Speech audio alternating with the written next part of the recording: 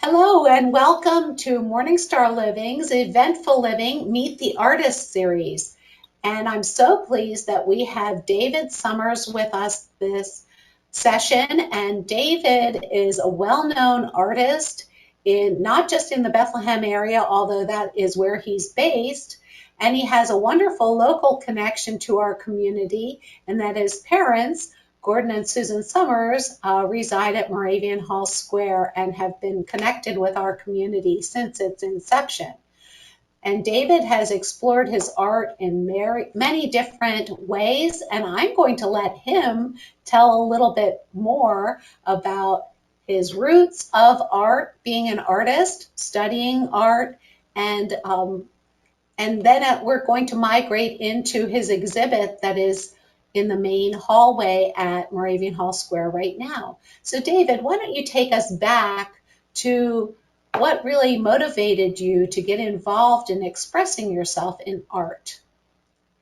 Oh, I was very fortunate when I was a little child that my dad made a blackboard for me, and so I could draw every day and explore all kinds of ideas, and that got me drawing. And then the art academy in New York, I would go every Saturday to take art lessons, in particular acrylic painting when I was 11, 12 years of age. And again, those are very important parts of my steps in my artistic development. In college, and I decided to major. It was one of my art was one of my majors, and I pursued oil painting, and was really drawn to landscapes and also to some abstraction. And so currently, I still draw upon both landscape traditions, painting traditions, but also abstraction. And so I like to synthesize past art traditions with a semi-modern, multi-dimensional viewpoint. So if you could describe my work, it tends to be cubist with some realist elements as well, where I make use of geometric shapes. I organize them on diagrammatic intersections that fracture color and space and shape. I will try to use a very logical process where I'll divide my composition into specific spacing based on the golden section. So I'll have a line right down the middle of my canvas on both sides, both length and height.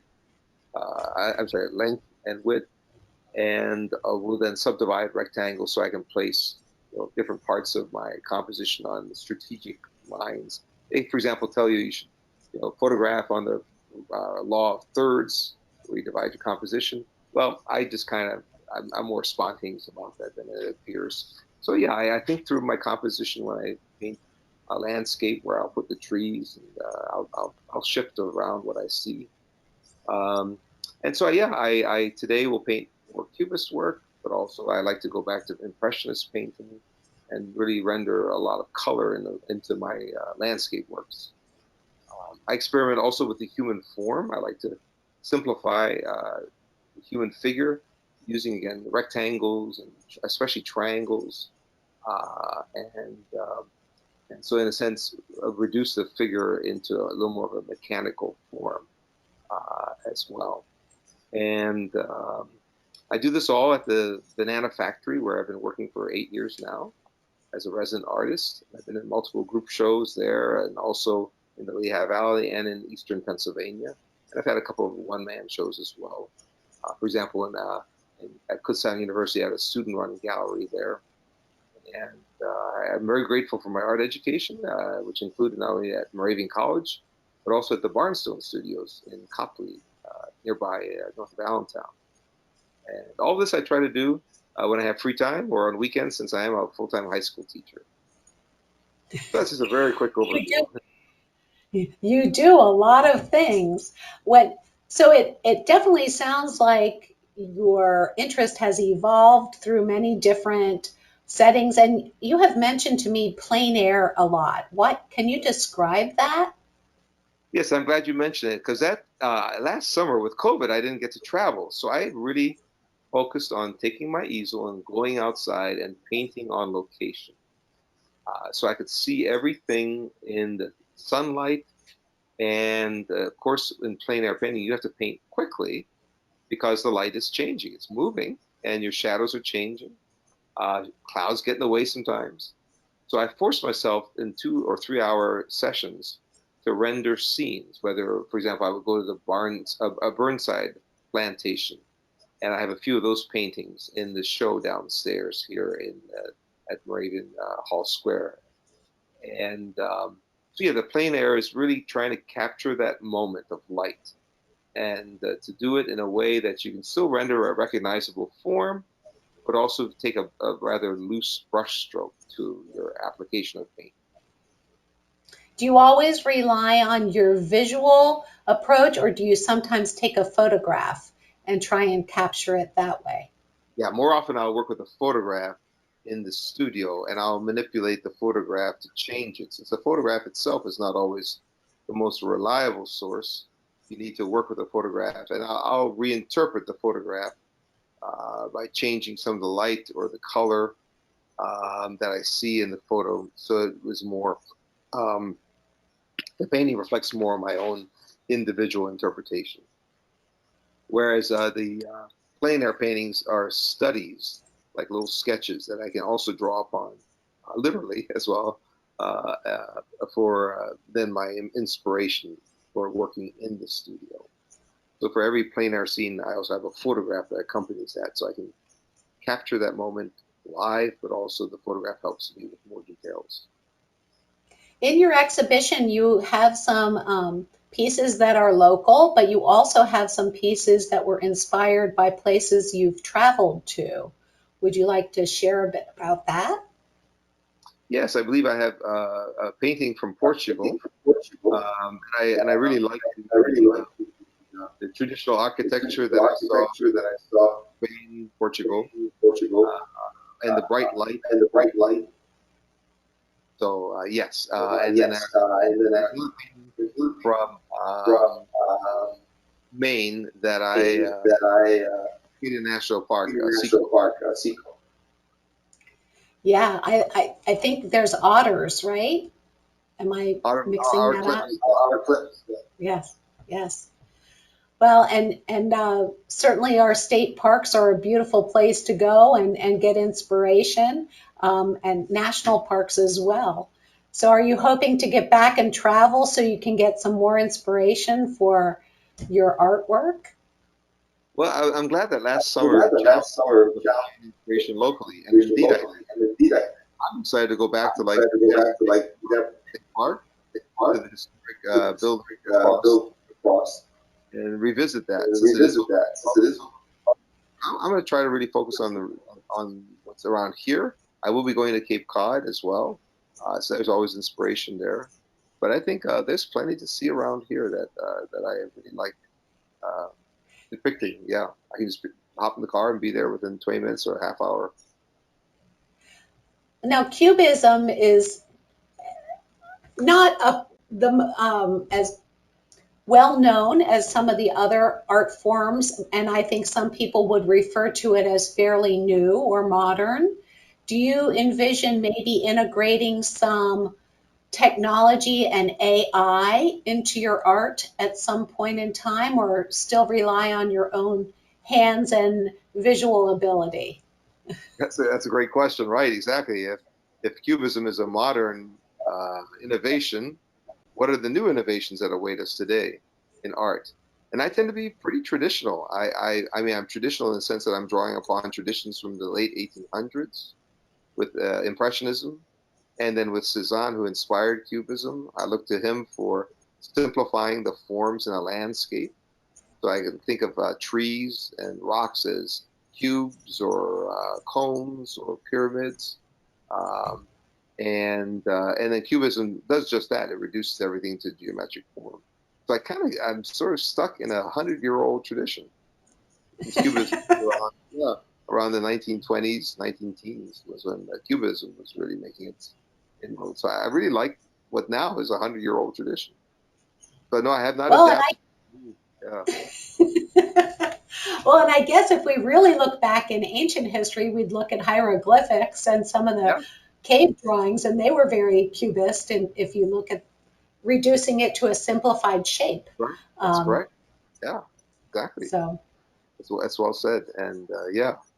even today's memes, or I guess icons for cell phones reduce, yeah, emotions and ideas to very simple, yeah, little patterns or little figures.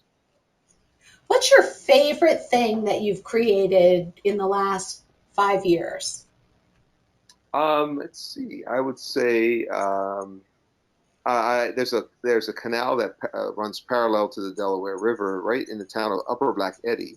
Just south of there, I like there's a bridge, or these little red bridges that cross over the canal, and there's reflections. I just love how the trees arc over the canal, and I have a painting where there's a highly defined perspective, lines going back in space into the distance, the trees arcing over, and I just enjoyed painting that particular work. Is it one of my best ones? That's probably for the public to judge, but for me, I enjoyed the process of creating. That's great. And do you get to mostly sell or distribute your artwork so you don't really hang on to it, or do you try and keep some in your studio that you have at the banana factory, that you have accessible to you? Mhm. I've sold some works where I've kept a print of it on canvas, a G-clay print, so at least people can see what I do, and if they're interested in buying the print instead. Um, and I've done also commissioned work. For example, there's a new Penn State hospital near Harrisburg where I designed a mural for one of their lobbies, and I did it on a design on a panel, painted, and Ooh. it's only about 3 feet by 2 3/4 feet. But it will be enlarged on a vinyl transfer, or I'm sorry, a vinyl sheet that'll be applied to the wall. So it'll be a high detailed resolution paint photograph that will make it look like I just painted right on the wall. And I also then a number of my paintings, they asked that I have them printed on archival paper, and they're being currently framed and will be hanging at various parts of the hospital. So that was a wonderful opportunity to use my art and not necessarily sell the originals, but have them reproduced. And the biggest part was the designing a mural. And I'm going to apply for another new hospital from Penn State that's being built in Lancaster, Pennsylvania as well. Oh, wow. That's very exciting. And of course, in such a public setting as that, many people will be able to enjoy it rather than in someone's home Right. that's much more private. So that's Mhm. wonderful. Yeah, thank you. So that gives you a lot of satisfaction to have things in a public setting, um, when it's Yeah, possible. yeah, it's relatively new since I've sold primarily to households, just individual homes. So yeah, this is a whole new venture now. So yeah, I That's like the challenge of this as well. that's And wonderful. yeah. And I think with the Lancaster County theme, if I do get invited to design a mural or share prints of my work, I'll try to do some Lancaster County scenes in semi-cubistic fashion. A couple of barns. There's one called the Star Barn near Harrisburg. There are other on location that I can go and visit and do some sketches and then design some new paintings. Because I've always loved Lancaster County landscape. I lived in Lancaster County up until 1995, so I would love to revisit and do some more intentional work about. Now, and what are you going to do with the hex symbols? Because that's Yeah, geometric and you right. can integrate Yeah, that. exactly. Yeah, right. And do I depict traditional Amish barns, or it's kind of a conventional image, but yet I find them fascinating. Yeah, but maybe if I take a more cubistic approach, that might be a different approach that's been taken in rendering those forms. But yeah, the hex could be a cool part of it. I mean, there is an artist in Lancaster I know of who does some pretty cool things with traditional, landscape there. So I would look to him for inspiration. That's great. That's wonderful. But it's obvious that you still are making your own mark. I mean, your style integrates so many different um, techniques and inspirations, and then kind of twists it into your own interpretations that come through your visual approach to it. Hmm. So Yeah, it's wonderful. yeah. Thank you. So Because where do sometimes, you see yourself? Where do you see yourself now that things are opening up, and taking your art in the next year or so, it sounds like some of these bigger projects are in the horizon for you, these Possibly, yeah. larger institutions. Yeah, I've been invited to apply for the Lancaster Hospital. Who knows? It could be very competitive, and so I have no idea. But it would be great if I could get a contract with that hospital. But if not, I will still continue to display and try to get into shows. I mean, be part of group shows in the area. But I would also like to build a new body of work with a series that explores a particular theme or idea, and then take that to local galleries to see if they can make use of any of it. Well, So I that's think, wonderful. thank Well, you. Yeah. David, we're so pleased to have your work and know that you are inspiring students with your teaching skills as well as your artistic ability in so many ways and impacting our community with enriching it. And we have a lot of folks who certainly appreciate art. I don't know that everyone who lives in our community is still expressing themselves actively through art, but I know that they always appreciate having beauty around them and we all want our lives enriched. Is there anything else you'd like to add for our residents and families to know about you as an artist? Oh, well, thank you. First of all, I'm very honored. I appreciate your asking me to display here at Moravian Hall Square. So yeah, and if you get to see my work, most of the work that you see displayed are just what I described earlier as plein air paintings, where I'm just quickly capturing a moment where there's the light is very transient, but hopefully I've captured that moment for you as well as for myself. And so yeah, enjoy them, and yeah, they're just very spontaneous. They're not final works. They're in sketch form, which I think people enjoy to see more spontaneous rendering of something. Well, thank you so much for sharing a bit of yourself with us.